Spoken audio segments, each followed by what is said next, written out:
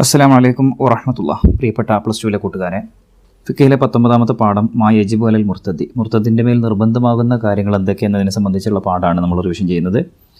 മുർത്തദിൻ്റെ മേൽ നിർബന്ധമാകുന്ന കാര്യങ്ങൾ എന്തൊക്കെയാണെന്നുള്ളത്. യജിബു അലൽ മുർത്തദി അൽ അഊദു ഇലൽ ഇസ്ലാമി ഫൗറൻ, ഒന്നാമത്തെ കാര്യം പെട്ടെന്ന് തന്നെ ഇസ്ലാമിലേക്ക് മടങ്ങി വരിക എന്നതാണ്.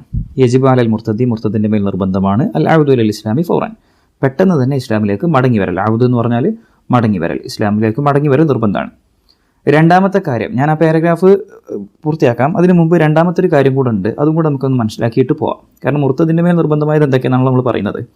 ഒന്നാമത്തെ കാര്യം അൽ ഔദു ഇലൽ ഇസ്ലാമി ഫൗറൻ. രണ്ടാമത്തത് വയജിബു അലൈഹി അയ്ളൻ ഖളാഉ മാ ഫാതഹു മിൻ വാജിബാത്തി ശർഈ ഫീ മുദ്ദത്തി റിദ്ദത്തി.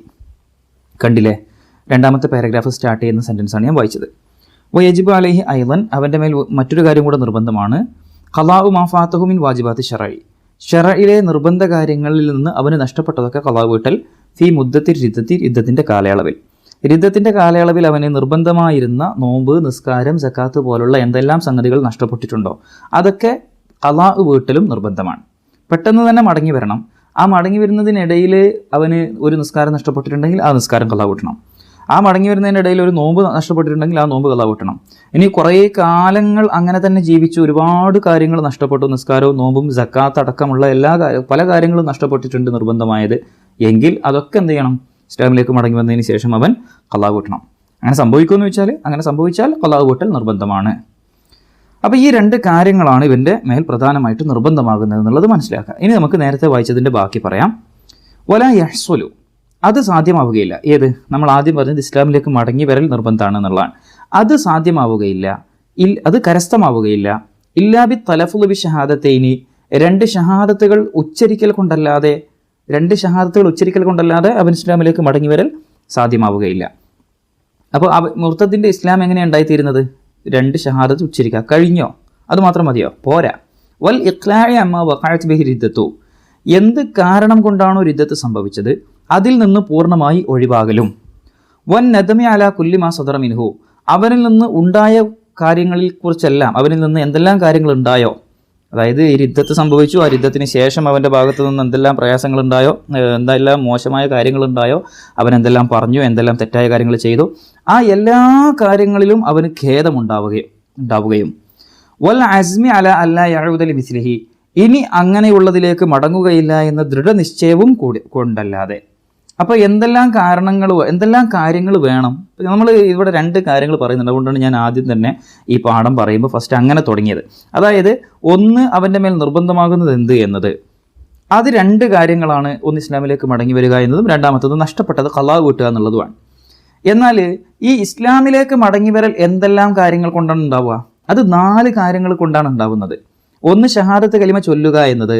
രണ്ടാമത്തത്, എന്ത് കാരണം കൊണ്ടാണോ റിദ്ദത്ത് സംഭവിച്ചത് അതിൽ നിന്ന് പൂർണ്ണമായി ഒഴിവാവുക എന്നത്. മൂന്നാമത്തത്, അവനിൽ നിന്ന് സംഭവിച്ചു പോയ കാര്യങ്ങളിൽ അവന് ഖേദമുണ്ടാവുക എന്നത്.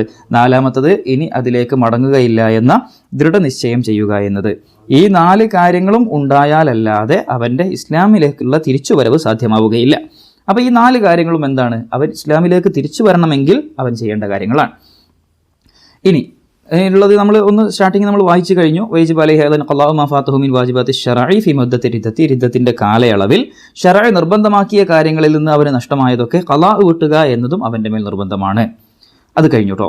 വയജിബു അലൽ ഇമാമി ഔ നായിബിഹി, ഇനി ഇമാമിൻ്റെ മേൽ നിർബന്ധമായ ചില കാര്യങ്ങളുണ്ട്. ഒരാൾക്ക് റിദ്ദത്ത് സംഭവിച്ചു എന്ന് വ്യക്തമായാൽ ഇമാമിന് നിർബന്ധമായ ചില കാര്യങ്ങളുണ്ട്. വയജിബു അലൽ ഇമാമി ഔ നായിബിഹി, ഇമാമിന് അല്ലെങ്കിൽ ഇമാമ് ചുമതലപ്പെടുത്തുന്ന ആളുകൾക്ക് നിർബന്ധമാണ്. അയ്യഅ്മുറഹു ബിൽ ഔദി ഇലൽ ഇസ്ലാം, അയാളോട് ഇസ്ലാമിലേക്ക് മടങ്ങി വരാൻ വേണ്ടി കൽപ്പിക്കൽ. അത് ഇമാമ് ചെയ്യേണ്ട കാര്യമാണ്. ഇമാം എന്ന് പറഞ്ഞാൽ ഇസ്ലാമിക രാഷ്ട്രത്തിൻ്റെ ഭരണത്തലവനായ ഭരണാധികാരി. അയാൾ ചെയ്യേണ്ടതാണ് എന്ത്? അവനോട് ഇസ്ലാമിലേക്ക് മടങ്ങി വരാൻ കൽപ്പിക്കുക. ഫൈദ അസ്ലമ, അങ്ങനെ ഇമാമ് കൽപ്പിച്ചതനുസരിച്ച് അവൻ ഇസ്ലാമിലേക്ക് തിരിച്ചു വന്നാൽ, അവൻ മുസ്ലിം ആയാൽ സഹ ഇസ്ലാമുഹു, അവൻ്റെ ആ ഇസ്ലാം സ്വീകരിക്കൽ ശരിയാവും. അതായത് ഇമാമ് പറഞ്ഞിട്ടല്ലേ, ഭരണാധികാരി കൽപ്പിച്ചത് കൊണ്ട് മാത്രം ചെയ്തതാണെന്ന് പറഞ്ഞിട്ട് നമ്മൾ എന്താക്കേണ്ട ആവശ്യമില്ല, പ്രശ്നമാക്കേണ്ട ആവശ്യമില്ല. അവനത് അങ്ങനെയാണെങ്കിലും അവനത് ചെയ്താൽ അത് ശരിയാകും, സ്വീകരിക്കപ്പെടും. ഒത്തുരിക്ക അവനെ വെറുതെ വിടുകയും ചെയ്യും. പിന്നെ അവൻ്റെ പേരിൽ എന്തെങ്കിലും നടപടി എടുക്കാൻ പറ്റില്ല. അവൻ ഇസ്ലാമിലേക്ക് വന്നു, ക്ലിയറായി, വേറെ പ്രശ്നമൊന്നുമില്ല. ഫൈലം യഊദ്, അവൻ ഇമാം കൽപ്പിച്ചതിന് ശേഷവും മടങ്ങി വന്നിട്ടില്ലെങ്കിൽ ഫയഖ്തുലുഹുൽ ഹാക്കിമു ബിദർബി റഖബത്തി ലാ ബിഗൈരിഹി ബിലാ ഇംഹാലിൻ, അപ്പോൾ അവനെ ഭരണാധികാരി പ്രത്യേകം ശ്രദ്ധിക്കണം, ഇത് ഇസ്ലാമിക ഭരണകൂടമുള്ള സ്ഥലത്ത് ഭരണാധികാരി നടപ്പിലാക്കേണ്ട ഒരു ശിക്ഷയെക്കുറിച്ചാണ് പറയുന്നത്. അപ്പോൾ ഈ ഇസ്ലാമിൽ നിന്ന് പുറത്തു പോവുക എന്ന് പറയുന്നത്, രിദ്ദത്ത് സംഭവിക്കുക എന്ന് പറയുന്നത് ഒരു രാജ്യവിരുദ്ധ പ്രവർത്തനം കൂടിയായിട്ടാണ് അങ്ങനെയുള്ള സമയങ്ങളിൽ കണക്കാക്കപ്പെടുക. അല്ലാതെ നമ്മുടെ നാട്ടിൽ നടക്കുന്ന കാര്യത്തെക്കുറിച്ചല്ല പറയുന്നത്. അപ്പോൾ അവിടെ ഹാക്കിമ്, ഭരണാധികാരി എന്ത് ചെയ്യേണ്ടതുണ്ട്? ലർബുർ റഖബത്ത് കൊണ്ട്, ലർബുർ റഖബത്ത് എന്ന് പറഞ്ഞാൽ എന്താണ്? പിരടി വെട്ട് അല്ലേ? അവന് വധശിക്ഷ നടപ്പിലാക്കണം. ലാബി ഗൈരിഹി, വേറെ ഏതെങ്കിലും രൂപത്തിൽ അവനെ ശിക്ഷിക്കാൻ പാടില്ല. അപ്പം ഇതൊരു ദേശവിരുദ്ധ പ്രവർത്തനമാണ്, ദേശദ്രോഹ പ്രവർത്തനമാണ്. അതുകൊണ്ട് തന്നെ അതിന് വധശിക്ഷയാണ്. ഏത് ഭരണകൂടത്തിന് കീഴിലായാലും അവിടെ ആ ശിക്ഷ തന്നെയാണ് ഉണ്ടാവുക. അപ്പം ബില ഇംഹാലിൻ, ഒട്ടും താമസിപ്പിക്കാതെ തന്നെ അവർ ശിക്ഷ നടപ്പിലാക്കണം. കാരണം അവനെ കൊണ്ടുള്ള പ്രയാസങ്ങൾ പിന്നീട് ഉണ്ടായതിനു ശേഷം പിന്നെ ശിക്ഷ നടപ്പിലാക്കിയിട്ടും കാര്യമൊന്നുമില്ല. അപ്പോൾ അത് ഇമാമ് ചെയ്യേണ്ട കാര്യമാണ്. നമ്മൾ ആരെങ്കിലും, നാട്ടുകാരെങ്കിലും നടപ്പിലാക്കേണ്ട കാര്യം അല്ല, ഭരണാധികാരി നടപ്പിലാക്കേണ്ട കാര്യമാണ്. ഖാല സല്ലല്ലാഹു അലൈഹി വസല്ലം മൻ ബദല ദീനഹു ഫഖ്തുലുഹു. ഇതിന് തെളിവായിട്ട് നബി സല്ലല്ലാഹു അലൈഹി വസല്ലം തങ്ങളുടെ ഒരു ഹദീസാണ്, ആരെങ്കിലും അവൻ്റെ ദീനിനെ മാറ്റിമറിച്ചാൽ നിങ്ങൾ എന്ത് ചെയ്യണം? അവന് വധശിക്ഷ കൊടുക്കണം എന്നുള്ളത്. വയഹ്സുലു ഇസ്ലാമു കുല്ലി കാഫിരിൻ അസ്ലിയിൻ മുർത്തദിൻ ബിത്തലഫ്ദി ബിശഹാദത്തൈൻ. ഇനി രിദ്ദത്ത് സംഭവിച്ച ആളാവട്ടെ അല്ലാതിരിക്കട്ടെ, നമ്മളൊരു വേറൊരു കാര്യമാണ് പറയാൻ പോകുന്നത്. ജസ്റ്റ് ഇതിൻ്റെ ഒരു എക്സാമ്പിൾ അല്ലെങ്കിൽ ഇതിൻ്റെ വേറൊരു വേർഷനാണ് നമ്മൾ ഫസ്റ്റ് പറഞ്ഞത്. ഒരു മുർത്തദ് ഇസ്ലാമിലേക്ക് വരണമെങ്കിൽ ഷഹാദത്ത് ചൊല്ലണമെന്നും അതിൻ്റെ കൂടെ തന്നെ അയാൾ എല്ലാത്തിൽ നിന്നും പൂർണ്ണമായിട്ട് ഒഴിവാകണം എന്നൊക്കെ പറഞ്ഞ കാര്യങ്ങൾ പറഞ്ഞു. ഇസ്ലാം കുല്ലി കാഫിരിൻ, എല്ലാ കാഫിറിനും ഇസ്ലാം സ്വീകരിക്കൽ സാധ്യമാകും. അസ്ലിയിനോ മുർത്തദിൻ, അത് അസ്ലിയായ കാഫിറാവട്ടെ, ജന്മന കാഫിറായ ആളാവട്ടെ, അത് മുർത്തദിൻ അല്ലെങ്കിൽ ജന്മന മുസ്ലിം ആയിരുന്നു പിന്നീട് ഇസ്ലാമിൽ നിന്ന് പുറത്തുപോയ ആളാവട്ടെ, ആരായാലും ശരി ഏത് കാഫിറിൻ്റെയും ഇസ്ലാം സ്വീകരിക്കൽ സാധ്യമാകുന്നത് ബി തലഫുൽ ബി ഷഹാദത്തൈനി, രണ്ട് ഷഹാദത്ത് കലിമ ഉച്ചരിക്കൽ കൊണ്ടാണ്. ഇൻകാന നാത്തിഖൻ, അവൻ സംസാരശേഷിയുള്ളവനാണെങ്കിൽ. ഫലാ യക്ഫി മാ ബി ഖൽബിഹി മിനൽ ഈമാനി, അപ്പോൾ അവൻ്റെ മനസ്സിലുള്ള ഈമാൻ എന്താവുകയില്ല? മതിയാവുകയില്ല. ഇസ്ലാമിലേക്ക് വരണം ഉണ്ടെങ്കിൽ അവൻ നാത്തിഖാണെങ്കിൽ, സംസാരശേഷി ഉള്ളവനാണെങ്കിൽ ഷഹാദത്ത് കലിമ ഉച്ചരിക്കുക തന്നെ വേണം. അവൻ്റെ ഖൽബിൽ മാത്രം ഈമാൻ ഉണ്ടായതുകൊണ്ട് മതിയാവുകയില്ല. വലോബിൽ അജമിയത്തി, അത് അറബി തന്നെ ചൊല്ലണമെന്നൊന്നുമില്ല. അജമിയായ ഭാഷയിൽ, അറബി അല്ലാത്ത ഭാഷ, അജമി എന്ന് പറഞ്ഞാൽ അറബി അല്ലാത്ത എല്ലാ ഭാഷയും കോമൺ ആയിട്ട് പറയുന്നതാണ്. അനറബി ഭാഷയാണെങ്കിലോ ആ ഭാഷയിലായാലും മതി. പക്ഷേ ഷഹാദത്ത് കലിമ എന്ത് ചെയ്യണം? നാവ് കൊണ്ട് ഉച്ചരിക്കണം, എന്നാലേ ഇസ്ലാം സ്വീകരിക്കൽ ഉണ്ടായിത്തീരൂ. നഹ്സൻ അറബിയത്ത്, അവനക്ക് അറബി അറിയാമെങ്കിൽ പോലും, അറബി അറിയുന്ന ആളാണെങ്കിൽ പോലും അവൻ അനറബി ഭാഷയിലെങ്കിലും ഷഹാദത്ത് കലിമ ചൊല്ലിയാൽ മതി. അല്ലാതെ എന്തുണ്ടാവുകയില്ല? ഒരാളുടെ ഇസ്ലാമിലേക്കുള്ള വഴിവ് സാധ്യമാവുകയില്ല. എന്നാൽ നമ്മളിപ്പോൾ ചില ആൾക്കാരൊക്കെ ചെയ്യുന്ന പറഞ്ഞാൽ, ഇപ്പം അറബി ഭാഷയായിട്ടൊന്നും യാതൊരു ബന്ധമില്ലാത്ത ഒരു മുസ്ലിമായ ആൾ ഇസ്ലാമിലേക്ക് വരികയാണെങ്കിൽ അയാൾക്ക് വെറുതെ ഇങ്ങനെ അശ്ഹദു ഇങ്ങനെ ചൊല്ലി കൊടുക്കും.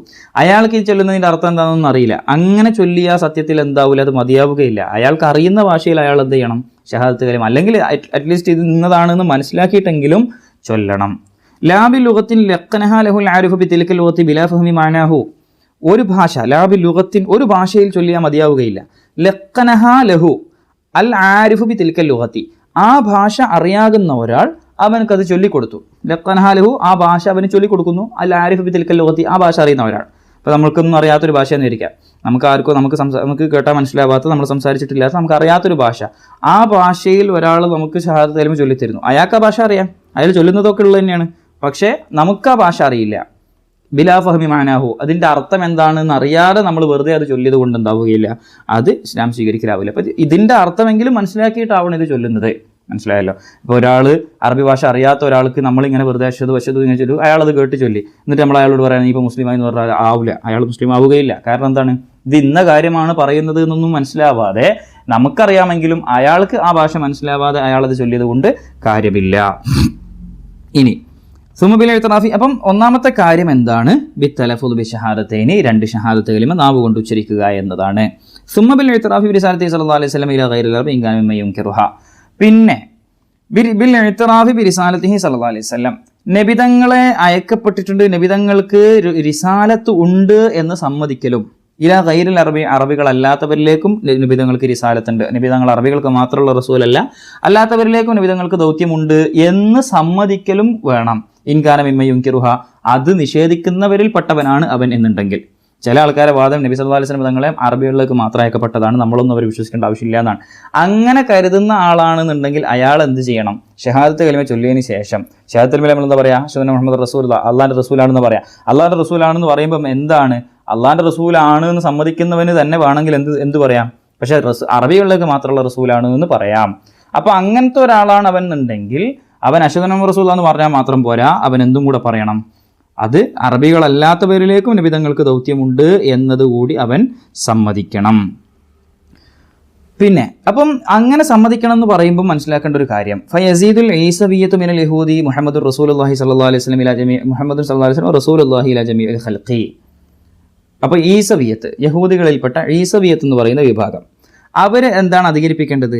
അവരധികരിപ്പിക്കേണ്ടത് പിന്നെ ജൂത മതത്തിൽപ്പെട്ട ഈസവിയ്യത്ത് എന്ന് പറയുന്ന ഒരു വിഭാഗമുണ്ട്. അവർ പറയണം മുഹമ്മദ് സല്ലല്ലാഹു അലൈഹി വസല്ലം റസൂലുള്ളാഹി ഇലാ ജമീഇൽ ഖൽഖി, മുഹമ്മദ് സല്ലല്ലാഹു അലൈഹി വസല്ലമ എല്ലാ സൃഷ്ടികളിലേക്കുമുള്ള റസൂലാണ് എന്ന് അവരെന്ത് ചെയ്യണം? അധികരിപ്പിക്കണം. അധികരിപ്പിക്കണം എന്ന് പറഞ്ഞാൽ അവർ അതും കൂടെ പറയണം. അഷ്ഹദു അല്ലാ ഇലാഹ ഇല്ലല്ലാഹു റസൂലുള്ളാഹി പറഞ്ഞാൽ പോരാ, അതിൻ്റെ കൂടെ എന്തും കൂടെ പറയണം. മുഹമ്മദ് സല്ലല്ലാഹു അലൈഹി വസല്ലമ റസൂലുള്ളാഹി ഇലാ ജമീഇൽ ഖൽഖി, എല്ലാ സൃഷ്ടികളിലേക്കുമുള്ള പ്രവാചകരാണ് എന്ന് പറയണം. ഓക്കെ. ഔ അന ബരീഉം മിൻ കുല്ലി ദീനിൻ യുഖാലിഫു ദീനൽ ഇസ്ലാം, അല്ലെങ്കിൽ ഇങ്ങനെയെങ്കിലും പറയണം, ദീനുൽ ഇസ്ലാമിനോട് എതിരാകുന്ന എല്ലാ മതത്തിൽ നിന്നും ഞാൻ ഒഴിവായിരിക്കുന്നു എന്ന് പറയണം. എങ്കിലേ അയാൾ ഇസ്ലാം സ്വീകരിക്കൽ ഉണ്ടായിത്തീരുകയുള്ളൂ. വയസീദുൽ മുശ്രിക്കു കഫർതു ബിമാ കുന്തു അശ്റക്തു ബിഹി, ഇനി അള്ളാനൊക്കെ വിശ്വാസം ഉണ്ടായിരുന്ന ആളാണ്, അള്ളാനെ വിശ്വാസം ഉണ്ടായിരുന്ന ആളാണ്, പക്ഷേ അയാൾ അള്ളാൻ്റെ കൂടെ മറ്റുള്ള പിന്നെ ദൈവങ്ങളെയും കൂടെ വിശ്വസിച്ചിരുന്നു അല്ലെങ്കിൽ ആരാധിച്ചിരുന്നു, അങ്ങനത്തെ ഒരാളാണെന്നുണ്ടെങ്കിൽ അയാൾ പറയണം കഫർതു ബിമാ കുന്തു അശ്റക്തു ബിഹി, ഞാൻ അള്ളാഹുവിൻ്റെ കൂടെ പങ്കു ചേർത്തിരുന്ന എല്ലാ സംഗതികളെയും ഞാൻ നിഷേധിക്കുന്നു, അള്ളാഹിൻ്റെ കൂടെ ഞാൻ ആരാധിച്ചിരുന്ന എല്ലാ ദൈവങ്ങളെയും ഞാൻ നിഷേധിക്കുന്നു, അതൊന്നും ഇല്ല, ഞാൻ അള്ളാഹുവിനെ മാത്രമായിട്ട് ആരാധിക്കുന്നു എന്ന് അവൻ പ്രത്യേകമായിട്ട് പറയണം, അധികരിപ്പിക്കണം. അപ്പോൾ ഈസവിയ്യത്ത് അധികരിപ്പിക്കേണ്ടത് എന്താണ്? മുഹമ്മദ് സല്ലല്ലാഹു അലൈഹി വസല്ലം റസൂലുള്ളാഹി ഇലാ ജമീഇൽ ഖൽഖ് എന്നതാണ്. അല്ലെങ്കിൽ മുശ്രിക് എന്താ അധികരിപ്പിക്കേണ്ടത്? കഫർതു ബിമാ കുന്തു അശ്റക്തു ബിഹി. മുർത്തദ് എന്താ അധികരിപ്പിക്കേണ്ടത്? മുർത്തദ് നേരത്തെ നമ്മൾ പറഞ്ഞു 3-4 കാര്യങ്ങൾ അയാൾ ചെയ്യണം എന്ന് പറഞ്ഞു. അപ്പോൾ മുർത്തദ് ഷഹാദത്ത് കലിമ ചൊല്ലുമ്പോൾ ഇതും കൂടെ പറയണം. എന്താ പറയേണ്ടത്? റുജുഅഹു മിനൽ ഇഅ്തിഖാദി അല്ലദി ഇർതദ ബിസബബിഹി, എന്ത് കാരണം കൊണ്ടാണോ അയാൾ മുർത്തദ് ആയത് ആ കാരണത്തിൽ നിന്ന്, ആ വിശ്വാസത്തിൽ നിന്ന് അയാൾ മടങ്ങിയെന്ന് പറയണം. ഇപ്പോൾ ഖുർആനിൻ്റെ അകത്തുള്ള എന്തെങ്കിലും ഒരു കാര്യത്തെ നിഷേധിച്ചാൽ ആ വിശ്വാസം കൊണ്ട് അയാൾ കഫർ, നമ്മൾ കഴിഞ്ഞ ക്ലാസ്സിൽ പറഞ്ഞതാണ് മുർത്തദാവാനുള്ള കാരണങ്ങൾ എന്തൊക്കെയാണെന്നുള്ളത്. അപ്പം അതിൽപ്പെട്ട എന്തെങ്കിലും ഒരു കാര്യം, അങ്ങനത്തെ എന്തെങ്കിലും ഒരു കാര്യം കൊണ്ടായിരിക്കും അയാളുടെ വിശ്വാസത്തിൽ നിന്ന് പുറത്തു പോയത്.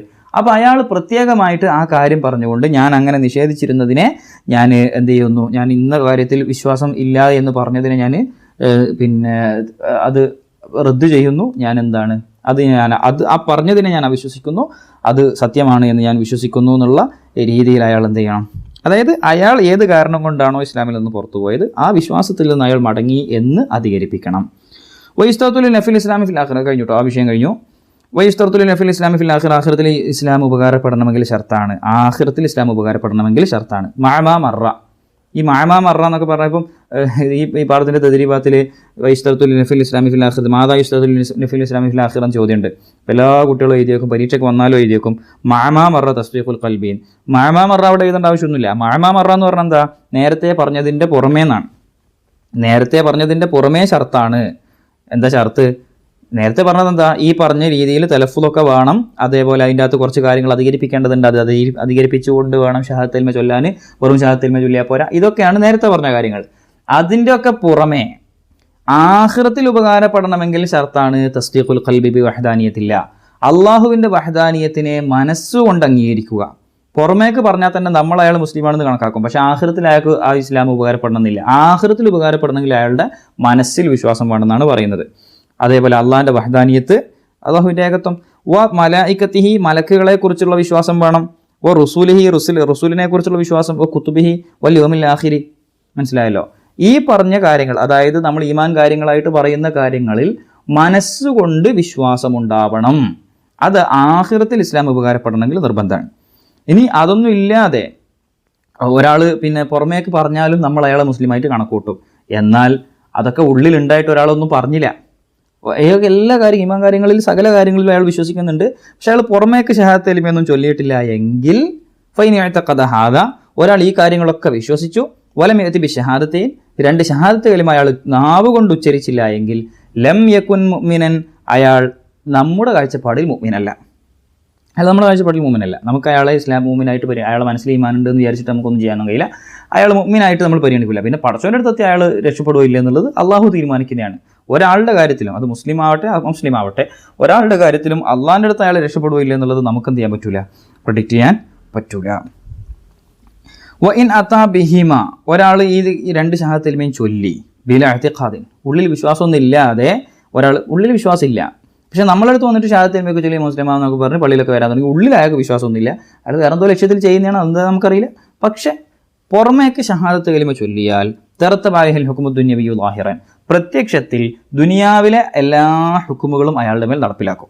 ഹുക്കുമുകൾ നടപ്പിലാക്കുക എന്ന് പറഞ്ഞാൽ ഒരു മുസ്ലിമിനെ എങ്ങനെയാണോ നമ്മൾ സമൂഹത്തിൽ പരിഗണിക്കുന്നത് ആ രീതിയിൽ തന്നെയാണ് അയാളെ പരിഗണിക്കുക. അയാളുടെ ഉള്ളിൽ വിശ്വാസം ഇല്ല എന്ന് നമുക്ക് പറയാൻ പറ്റില്ല, അത് നമുക്ക് അറിയാവുന്ന കാര്യവുമല്ല, നമ്മളത് നോക്കേണ്ട ആവശ്യമില്ല. പുറമേയൊക്കെ ഷഹാദത്ത് കലിമ ചൊല്ലിയോ നമ്മൾ മുസ്ലിമായിട്ട് കണക്കാക്കും, ഷഹാദത്ത് കലിമ ചൊല്ലിയില്ലേ നമ്മൾ മുസ്ലിമായിട്ട് കണക്കാക്കൂല.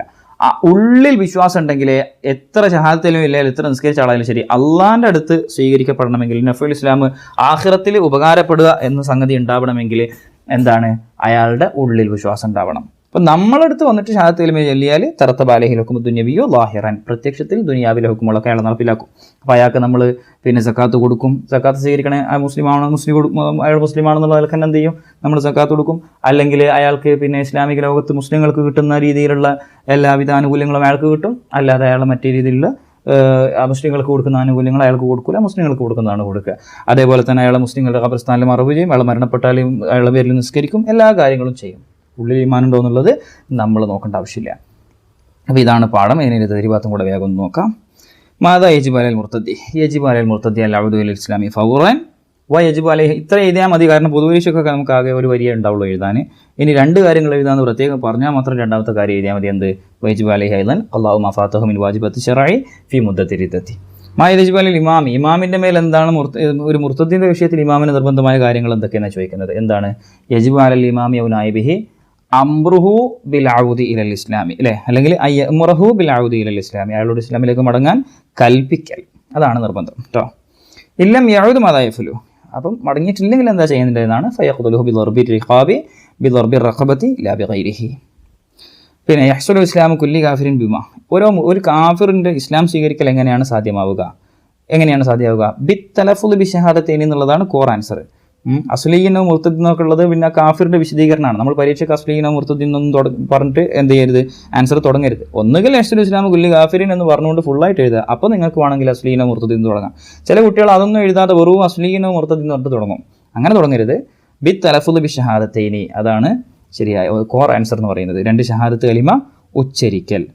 പിന്നെ ബാക്കി അതിൻ്റെ വിശദീകരണങ്ങളൊക്കെ വരുന്നുണ്ട്, നമ്മളോട് ചോദിക്കുമ്പം ഇത്രയൊക്കെ എഴുതിയാൽ മതിയാകും. മാതാ ഇഷ്തറത്തുൽ നഫിൽ ഇസ്ലാം ഫിൽ ആഖിറ, ഇസ്ലാം ആഖിറത്തിൽ ഉപകാരപ്പെടാൻ എന്താ വേണ്ടത്, തസ്ദീഖുൽ ഖൽബി വഹ്ദാനിയത്തില്ലാഹി വ മലായികതിഹി വറുസുലിഹി വകുതുബിഹി വൽ യൗമിൽ ആഖിർ. ഈ കാര്യങ്ങളിലൊക്കെ വിശ്വസിക്കുക, അത് മനസ്സിൽ ഈമാൻ ഉണ്ടാവുക എന്നതാണ് വേണ്ടത്. ഇനി അല്ലെങ്കിൽ യസീദുൽ ഈസവിയത്ത്, ഈസവിയത്ത് അധികരിപ്പിക്കേണ്ടത് അതെന്താണ്, മുഹമ്മദ് സല്ലല്ലാഹു അലൈഹി വസല്ലം മിനൽ യഹൂദി എന്ന് പറഞ്ഞിട്ട് തുടങ്ങരുത് കേട്ടോ. ഈസവിയത്ത് മിനൽ യഹൂദ് എന്ന് പറഞ്ഞാൽ എന്താ, യഹൂദികളിൽപ്പെട്ട ഒരു വിഭാഗമായ ഈസവിയത്ത് എന്നാണ്. അപ്പോൾ നമ്മൾ ഫയസീദുൽ ഈസവിയത്തു എന്ന് പറഞ്ഞിട്ട് ഫുള്ളായിട്ട് ആൻസർ എഴുതുകയാണെങ്കിൽ മിനൽ യഹൂദൊക്കെ എഴുതാം, പക്ഷേ അതിന് മാത്രമൊന്നും സ്ഥലം ചിലപ്പോൾ പേപ്പറിൽ ഉണ്ടാവില്ല. അപ്പം ആൻസർ തുടങ്ങുമ്പം ഒന്നുകിൽ കംപ്ലീറ്റ് ആയിട്ട് തുടങ്ങുക, അല്ലെങ്കിൽ കൃത്യമായിട്ട് ആൻസറിൻ്റെ കോർ ഭാഗം എവിടെയാണ് വരുന്നത് അത് മാത്രം സ്റ്റാർട്ട് ചെയ്യുക. അപ്പം മിനൽ യഹൂദ് എന്ന് മാത്രം പറഞ്ഞിട്ട് തുടങ്ങുമ്പോൾ എന്തില്ല, നമ്മളവിടെ ഈസവിയത്ത് എന്നുള്ളത് മെൻഷൻ ചെയ്യാതെ മിനൽ യഹൂദ് എന്ന് പറയുമ്പം ആ മിനൽ യഹൂദ് എന്നുള്ളതിന് പ്രത്യേകിച്ചൊരു അർത്ഥം അവിടെ വരില്ല. അപ്പോൾ ഫയസീദുൽ ഈസവിയത്ത് മിനൽ യഹൂദ്, യഹൂദികളിൽപ്പെട്ട ഈസവിയത്ത് അധികരിപ്പിക്കണം. മുഹമ്മദ് സല്ലല്ലാഹു അലൈഹി വസല്ലം റസൂലുള്ളാഹി ഇലാ ജമീഇൽ ഖൽഖി.